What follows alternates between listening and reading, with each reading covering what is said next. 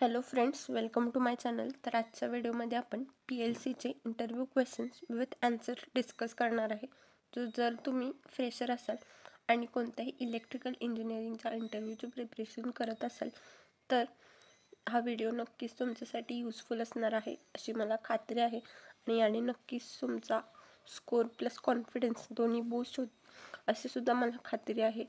कारण या व्हिडिओमध्ये आपण PLCचे इंटरव्ह्यू क्वेश्चन्स तर बघणारच आहे, त्यासोबत त्या क्वेश्चन्सना इंटरव्ह्यूअर करून काय आन्सर देणं एक्सपेक्टेड आहे हे सुद्धा आपण या व्हिडिओमध्ये डिस्कस करणार आहे. सो प्लीज हा व्हिडिओ शेवटपर्यंत नक्की पहा. आणि जर व्हिडिओ आवडला तर नक्की तुमच्या फ्रेंड्समध्ये लाईक, शेअर अँड सबस्क्राईब करा. तर चला मग आजच्या व्हिडिओला स्टार्ट करूया. ओके, सो आपला फर्स्ट क्वेश्चन आहे, what is a PLC. Okay, so PLC म्हणजे काय असा क्वेश्चन आहे. तर बघा, अ PLC or programmable logic controller is a rigid industrial computer which is used to control the machinery and automate the processes. Okay, तर programmable logic controller किंवा ज्यालाच आपण PLC असं म्हणतो, तर ते एक रजिड इंडस्ट्रियल कम्प्युटर आहे जे की आपण मशिनरी कंट्रोल करण्यासाठी आणि प्रोसेसेस ऑटोमेट करण्यासाठी यूज करतो इंडस्ट्रीजमध्ये. ओके, यानंतर unlike a regular computer it is design to withstand the harsh industrial environments including temperature extremes, vibrations and electrical noise. Okay, so regular कम्प्युटरच्या तुलनेत PLC आपण यासाठी डिझाईन करतो की ते हार्श इंडस्ट्रियल एन्व्हायरमेंट्समध्ये विथस्टँड होऊ शकतात किंवा ऑपरेट होऊ शकतात. ओके, म्हणजे हार्श इंडस्ट्रियल एन्व्हायरमेंट्स जे की इंडस्ट्रीजमध्ये आपल्याला बघायला मिळतात ते एकदमच टेम्परेचर कमी किंवा जास्त होणे हे असू शकतं, व्हायब्रेशन्स होणं असू शकतं किंवा इलेक्ट्रिकल नॉईज होणं असू शकतं. ओके, तर या सगळ्यापासनं विथस्टँड होण्यासाठी आपण PLC हा डिझाईन केलेला असतो आणि रेग्युलर कम्प्युटर हे करू शकत नाही.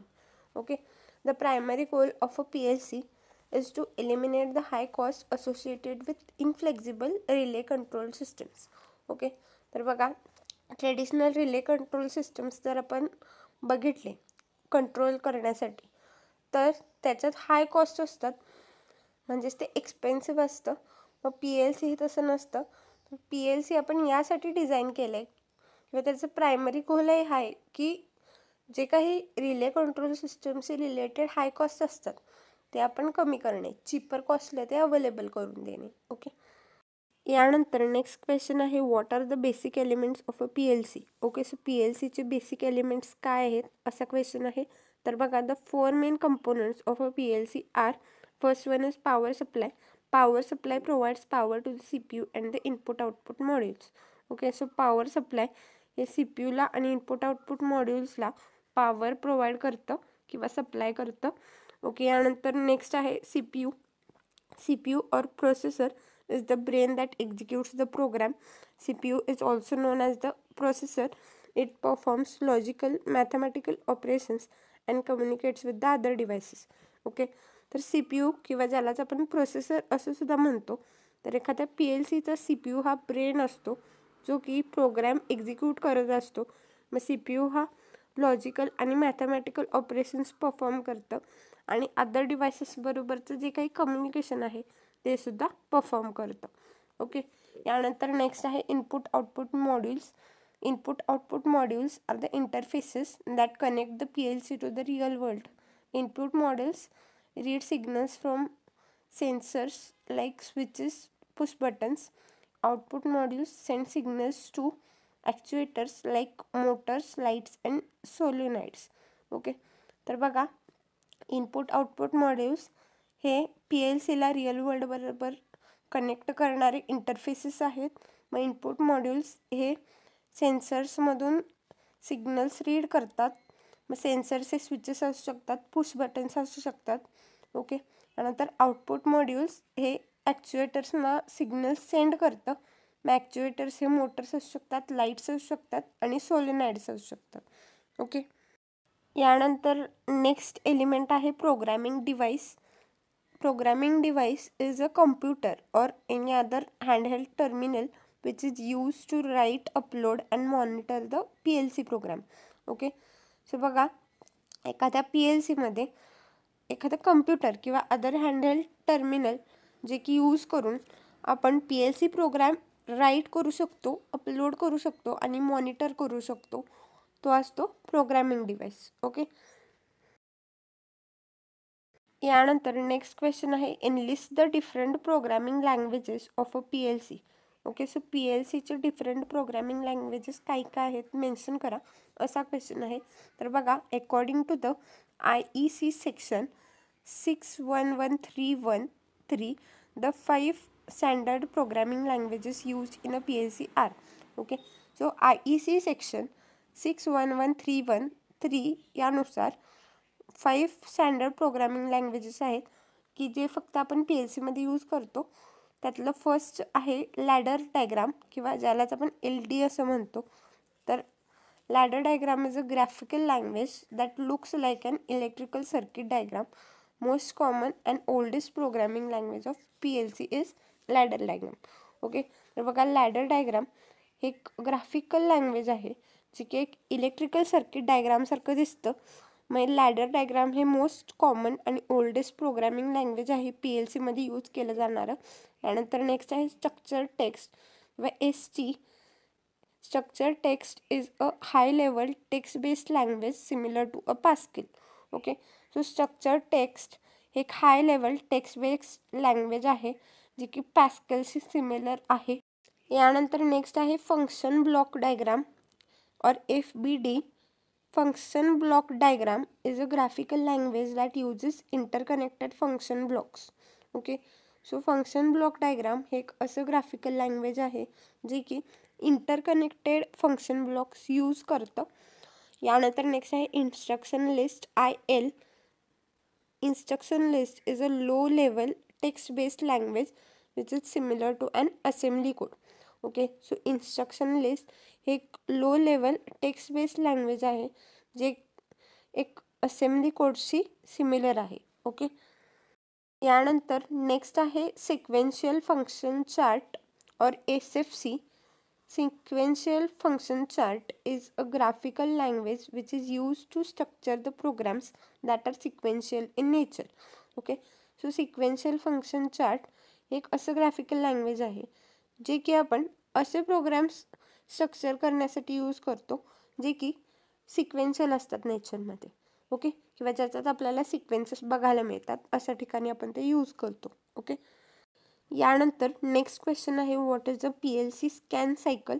Okay. So PLC scan cycle म्हणजे काय, असा क्वेश्चन आहे. तर बघा, the scan cycle is a continuous repetitive process that a PLC follows to execute its program. Okay. So PLC scan cycle म्हणजे काय, तर बघा, एखादा PLC त्याचा प्रोग्राम एक्झिक्यूट करण्यासाठी जो काही कंटिन्युअस रेपिटेटिव्ह प्रोसेस फॉलो करतो त्याला आपण स्कॅन सायकल असं म्हणतो, किंवा PLC स्कॅन सायकल असं म्हणतो. Okay. So PLC scan cycle consist of 3 main steps. First one is input scan. The PLC reads the status of all the physical inputs. Okay. तर input स्कॅनमध्ये बघा, PLC हे सगळ्या फिजिकल इनपुट्सची state read करतो. Okay.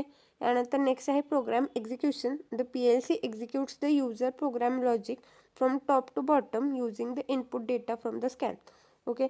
So बघा, first स्टेपमध्ये PLCनं जे काही इनपुट स्कॅन केलेलं आहे ते यूज करून, किंवा तो इनपुट डेटा स्कॅनमधला यूज करून PLC हा युजर प्रोग्राम लॉजिक एक्झिक्यूट करतो टॉप ते बॉटमपर्यंत. ओके. यानंतर नेक्स्ट आहे output scan. The PLC updates the status of the physical outputs based on the results of the program execution. Okay. तर बघा, जे काही फिजिकल आउटपुट्स आहेत त्याचं स्टेटस हे PLC अपडेट करत असतं प्रोग्राम एक्झिक्युशनच्या रिझल्ट्सच्या बेसवरती. ओके. यानंतर the time a PLC takes to implement a scan cycle is called as the scan time. Okay. तर वन स्कॅन सायकल कंप्लीट होण्यासाठी किंवा वन स्कॅन सायकल इम्प्लिमेंट होण्यासाठी जो काही टाईम पिरियड लागतो त्याला आपण स्कॅन टाईम असं म्हणतो. Okay. The program scan time generally depends on the amount of memory taken by the control program and the type of instructions used in the program. Okay. तर programme scan time हे generally आपण त्या PLCमध्ये किती amount of memory आहे control प्रोग्रामने घेतलेली आणि कोणत्या टाईप्सचे instructions आपण त्या प्रोग्राममध्ये यूज केलेले आहेत त्या PLCमध्ये यावरती ते डिपेंड असतं. ओके, यानंतर the time to make a single scan can vary from 1 millisecond to 100 milliseconds. Okay, तर एक सिंगल स्कॅन करण्यासाठी जो काही टाईम पिरियड लागतो एखाद्या PLCसाठी तो 1 मिलीसेकंड टू 100 मिलीसेकंड्स एवढ्यापर्यंत व्हेरी होऊ शकतो. ओके, तर टाईम हे डिफरंट असू शकतं त्या PLCनुसार. ओके, त्यानंतर नेक्स्ट क्वेश्चन आहे, what are the advantages of a PLC. Okay, so PLCचे ॲडव्हान्टेजेस काय आहेत असा क्वेश्चन आहे. तर बघा, फर्स्ट आहे लेस वायरिंग. तर PLCमध्ये वायरिंग कमी असतं. ओके, यानंतर नेक्स्ट आहे easier and faster to make changes. Okay, तर बघा PLCमध्ये आपण प्रोग्राम केलेला असणार आहे. मग जर आपल्याला त्या PLCच्या प्रोग्राममध्ये चेंजेस करायचे असतील किंवा प्रोग्राम जर मॉडिफाय करायचा असेल तर ते आपण इझिली करू शकतो आणि ते फास्टलीसुद्धा होऊ शकतं. ओके, यानंतर नेक्स्ट आहे trouble shooting aids make programming easier and reduce down time. Okay, तर एखाद्या प्रोग्राममध्ये जर काही प्रॉब्लेम आला तर ट्रबल शूटिंग एड्स आहेत त्या PLCमध्ये, तर त्याच्यामुळे आपण इझिली प्रोग्राम्स मॉडिफाय करू शकतो आणि त्याच्यामुळे डाऊन टाईम हा सुद्धा रिड्यूस होतो. ओके, त्यानंतर नेक्स्ट आहे reliable components make this likely to operate for years before failure. Okay, तर PLCमध्ये असे काही कंपोनेंट्स आहेत ज्याच्यावर आपण पूर्णपणे रिलाय करू शकतो आणि त्याच्यामुळे आपण भरपूर वर्षासाठी ते यूज करू शकतो. भरपूर वर्षासाठी ते ऑपरेट होऊ शकतात फेल्युअर व्हायच्या आधी. ओके, यानंतर नेक्स्ट आहे wiring between devices and relay contacts are done in the PLC program. Okay, तर सगळ्यात आधी आपण हा पॉईंट बघितला की PLCमध्ये लेस वायरिंग असणार आहे. मग लेस वायरिंग हा कशामुळे असणार आहे, तर PLC प्रोग्राम आपण करणार आहे त्याच्यामुळे PLC वायरिंग ही कमी असणार आहे. ओके, मग जे काही डिव्हायसेस असतील, जे इनपुट आउटपुट डिव्हायसेस आणि रिले कॉन्टॅक्ट्समधलं जे काही वायरिंग आहे ते आपण व्हर्च्युअली करणार आहे PLC प्रोग्राममुळे. ओके, त्यानंतर बघा नेक्स्ट क्वेश्चन आहे, enlist the applications of a PLC. Okay, so PLCचे काय काय ॲप्लिकेशन्स आहे किंवा कुठे कुठे आपण ते यूज करतो, तर असा क्वेश्चन आहे. तर बघा, फर्स्ट आहे मॅन्युफॅक्चरिंग और मशिनिंग इंडस्ट्री. PLCला आपण मॅन्युफॅक्चरिंग आणि मशिनिंग इंडस्ट्रीमध्ये यूज करतो. त्यानंतर नेक्स्ट आहे फूड और बिवरेज. ओके, तर PLCला आपण फूड और बिवरेज इंडस्ट्रीमध्ये यूज करतो. त्यानंतर नेक्स्ट आहे मेटल्स. तर बघा, PLCला आपण मेटल्स इंडस्ट्रीमध्ये सुद्धा यूज करतो. त्यानंतर नेक्स्ट आहे मायनिंग. PLCला आपण मायनिंग प्रोसेसेसमध्ये सुद्धा यूज करतो. त्यानंतर नेक्स्ट आहे पेट्रोकेमिकल और केमिकल.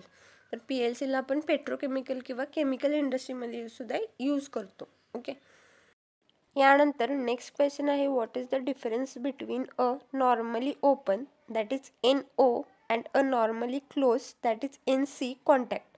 ओके, तर नॉर्मली ओपन म्हणजेच NO आणि नॉर्मली क्लोज म्हणजेच NC कॉन्टॅक्टमध्ये काय डिफरन्स आहे असा क्वेश्चन आहे. तर बघा, अ नॉर्मली ओपन और NO contact is an instruction that is open or off by default. It allows the power to flow through the rung only when its associated input is active or true. A common application is push button you press to start a machine. Okay, तर बघा, एक normally open किंवा NO contact एक असं instruction आहे जे की नेहमी डिफॉल्टने ओपन असतं किंवा ऑफ असतं. मग नॉर्मली ओपन कॉन्टॅक्ट हे त्याच्यातल्या रंगमधून पॉवरला तेव्हाच फ्लो होऊ देतं जेव्हा त्याच्याशी असोसिएटेड इनपुट हा ॲक्टिव्ह असतो किंवा ट्रू असतो. मग नॉर्मली ओपन किंवा NO कॉन्टॅक्टचा कॉमन ॲप्लिकेशन आहे पुश बटन, जे की आपण एखादं मशीन स्टार्ट करण्यासाठी यूज करतो.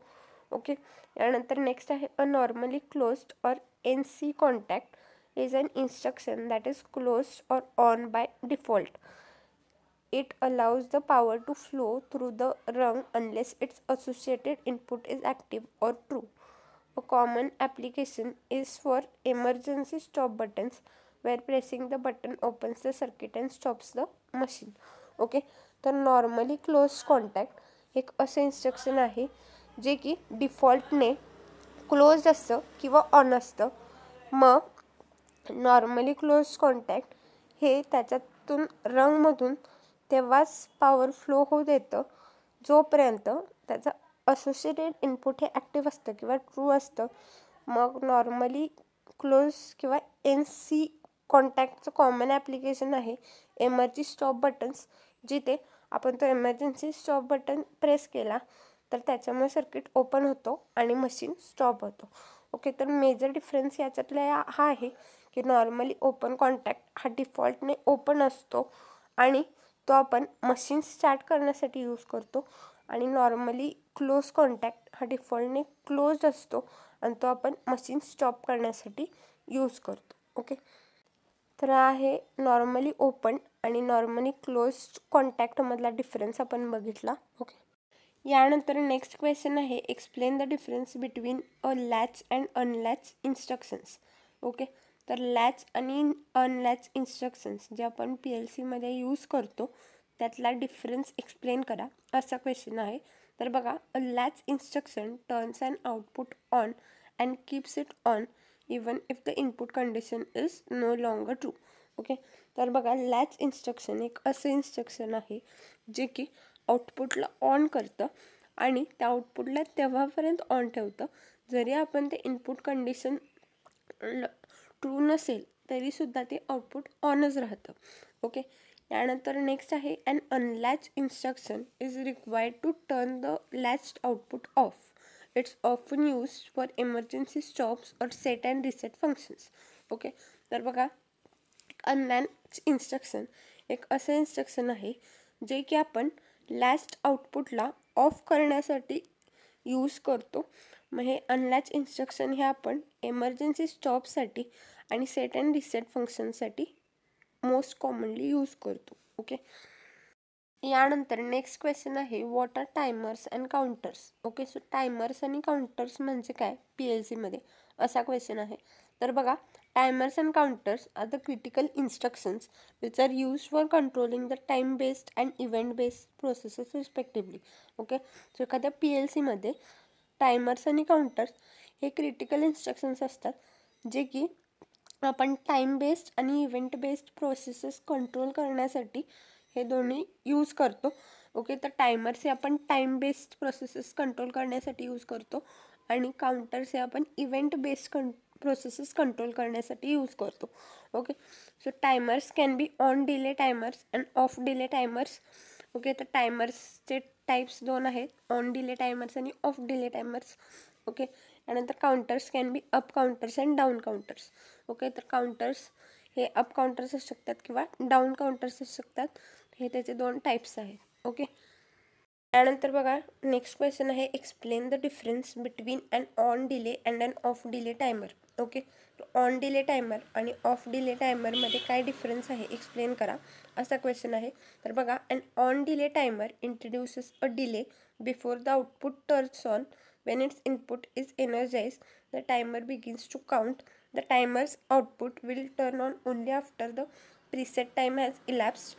It is used for tasks like delaying the start of a motor to prevent a sudden current surge.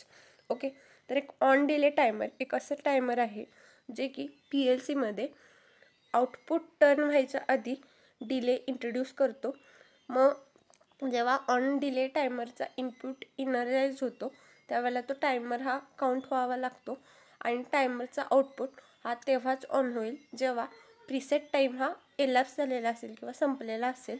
Okay, मग हे ऑन डिले टायमर हे आपण एखाद्या मोटरला स्टार्ट करण्यासाठी जो टाईम आहे तो डिले करण्यासाठी यूज करतो, जेणेकरून त्याचा जो काही सडन करंट सर्ज आहे तो आपण प्रिव्हेंट करू शकतो. यानंतर बघा, and off delay timer introduces a delay after the input turns of.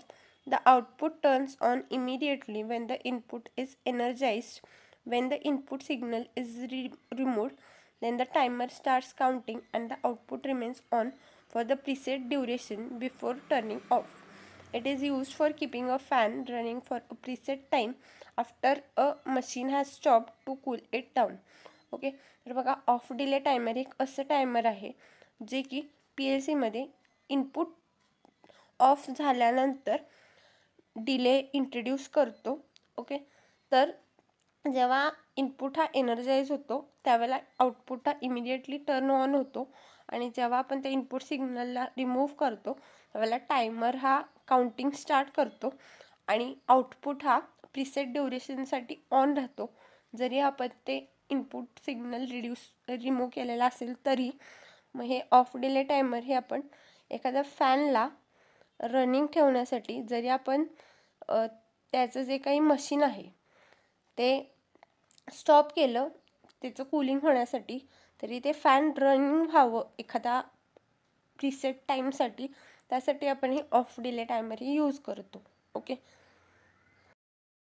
यानंतर नेक्स्ट क्वेश्चन आहे what is a retentive timer. Okay, तर रिटेंटिव्ह टायमर म्हणजे काय असा क्वेश्चन आहे. तर बघा, a retentive timer is a special type of timer that retains its accumulated time value even if its input run goes false or if the power is lost. Okay, तर retentive timer एक असं type of timer आहे, special type of timer आहे जे की त्याचं accumulated time value ही retain करते जरी त्याचे इनपुट सिग्नल हा फॉल्स झाला किंवा जरी पॉवर सप्लाय फेलियर झाला तरी. Okay, the retentive timer will pause and save its current count and when the input becomes true again then it will resume counting from where it left off. Okay, तर बघा, रिटेंटिव्ह timer हे जेव्हा एखादं input false होणार आहे त्यावेळेला ते रिटेंटिव्ह timer हे पॉज करणार आहे आणि त्याचा जो काही करंट काउंट चालू होता तो सेव्ह करणार आहे आणि जेव्हा तो इनपुट परत ट्रू होईल तिथून तो त्याचं जे काही काउंटिंग आहे तो रिझ्यूम करणार आहे किंवा परत स्टार्ट करणार आहे. ओके, यानंतर a non retentive timer like a standard on delay timer will reset its accumulated value to 0 when its input goes false. Okay, तर बघा, एक नॉन रिटेंटिव्ह टायमर आणि रिटेंटिव्ह टायमर हे फार डिफरंट कन्सेप्ट्स आहेत. रिटेंटिव्ह टायमर हे पॉज करणार आहे, सेव्ह करणार आहे आणि परत रिझ्यूम करणार आहे जेव्हा त्याचं इनपुट हे फॉल्स जाईल आणि पॉवर हे लॉस्ट होईल तेव्हा. पण नॉन रिटेंटिव्ह टायमर हे त्याची जी काही अक्युमुलेटेड व्हॅल्यू आहे ती 0ला रिसेट करणार आहे आणि परत ते 0पासून काउंटिंग स्टार्ट करणार आहे जेव्हा त्याचं इनपुट फॉल्स जाईल किंवा पॉवर हा लॉस्ट होईल. ओके, तर नॉन रिटेंटिव्ह टायमरचं एक्झाम्पल आहे standard on delay timer. Okay, यानंतर retentive timers are often use for the tracking motor run time for the maintenance purpose. Okay, तर रिटेंटिव्ह टायमर्स हे आपण मेंटेनन्स पर्पजेससाठी यूज करतो, tracking motor run time measure करण्यासाठी. Okay, यानंतर next question आहे what are the types of counters and how are they different. Okay, तर काउंटर्सचे काय काय टाईप्स आहेत आणि ते एकमेकांपासून कसं डिफर करतात असा क्वेश्चन आहे. तर बघा, अन अप काउंटर और CPU increments its accumulated count by 1 each time its count input goes from false to true. Okay, तर अप काउंटर हे एक असं टाईप ऑफ काउंटर आहे जे की त्याचं जे काही अक्युमुलेटेड काउंट आहे ते 1ने इन्क्रीमेंट करत जातं जेव्हा त्याचं इनपुट हे फॉल्सपासनं ट्रूकडे जातं तेव्हा. ओके, त्यानंतर down counter or CTD decrements its accumulated count by 1 each time its count input goes from false to true. Okay, तर डाऊन काउंटर एक असं काउंटर आहे जे की त्याचं ॲक्युमुलेटेड काउंट हा 1ने डिक्रीमेंट करतो जेव्हा की त्याचं इनपुट हे फॉल्सपासून ट्रूपर्यंत जातं तेव्हा. ओके, तर अप काउंटरला आपण CPU म्हणतो आणि डाऊन काउंटरला आपण CTD म्हणतो. Okay, both counters have a preset value and an accumulated value. when the accumulated value of an up counter reaches the preset value then its output is set. when the accumulated value of a down counter reaches 0 its output is set. Okay, तर बघा, दोन्ही जे counters आहेत up counter आणि down counter याच्यात preset value पण असणार आहे आणि अक्युमुलेटेड व्हॅल्यू पण असणार आहे. मग जेव्हा अप काउंटरचा ॲक्युमुलेटेड व्हॅल्यू हा प्रीसेट व्हॅल्यूला रीच होतो किंवा जेव्हा ते इक्वल होतात त्यावेळेला त्याचा आउटपुट सेट होतो आणि जेव्हा डाऊन काउंटरमध्ये ॲक्युमुलेटेड व्हॅल्यू हे 0 होते त्यावेळेला त्याचं आउटपुट हे सेट होतं. ओके, यानंतर नेक्स्ट क्वेश्चन आहे what is a PID loop and when do we use it in a PLC program? Okay, so PID loop म्हणजे काय आणि एखाद्या PLC प्रोग्राममध्ये आपण ते केव्हा यूज करतो असा क्वेश्चन आहे. तर बघा, अ PID loop stands for proportional integral derivative loop. Okay, तर PID लूप म्हणजे proportional integral derivative loop. Okay, P म्हणजे प्रपोर्शनल, I म्हणजे इंटिग्रल आणि D म्हणजे डेरिव्हेटिव्ह. ओके, तर proportional integral derivative loop. A PID loop is a control algorithm which is used to maintain a process variable like temperature, pressure or flow at a desired set point. Okay, तर PID loop एक control algorithm आहे जे की आपण एखादं process variable, for example temperature असेल, pressure असेल, flow असेल, ते एखाद्या डिझायर्ड सेट पॉईंटला मेंटेन करण्यासाठी यूज करतो. We use a PID loop for the continuous control applications where simple on or off logic isn't sufficient. Okay, तर PID लूप हे आपण अशा ठिकाणी यूज करतो जिथे की कंटिन्युअस कंट्रोल ॲप्लिकेशन्स निडेड आहेत आणि जिथं सिम्पल ऑन ऑफ लॉजिक हे सफिशियंट नसतं किंवा त्यापेक्षा जास्तची गरज असते तेव्हा. ओके, त्यानंतर it is a combination of proportional integral and derivative control.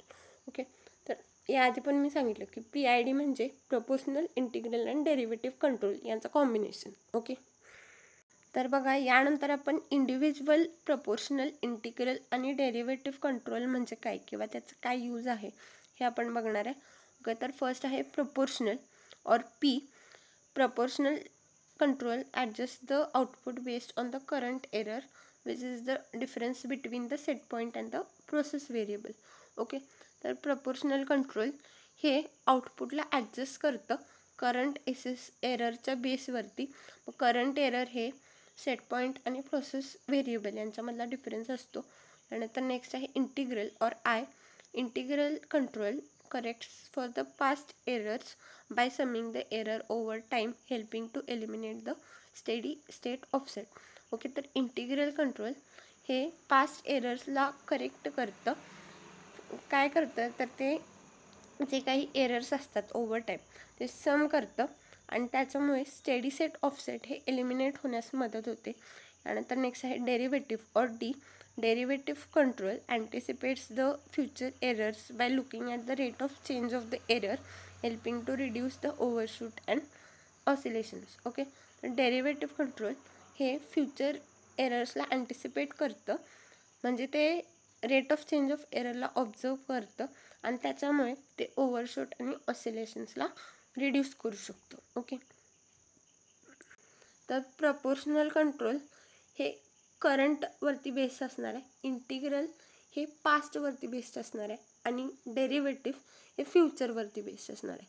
मग प्रपोर्शनल, इंटिग्रल आणि डेरिव्हेटिव्ह कंट्रोल या तिघांचा कॉम्बिनेशन म्हणजे PID कंट्रोल. ओके, सो आजच्या व्हिडिओमध्ये आपण PLCचे interview questions with answers discuss केले. सो जर व्हिडिओ आवडला असेल तर नक्की तुमच्या फ्रेंड्समध्ये लाईक, शेअर आणि सबस्क्राईब करा. Thank you for watching.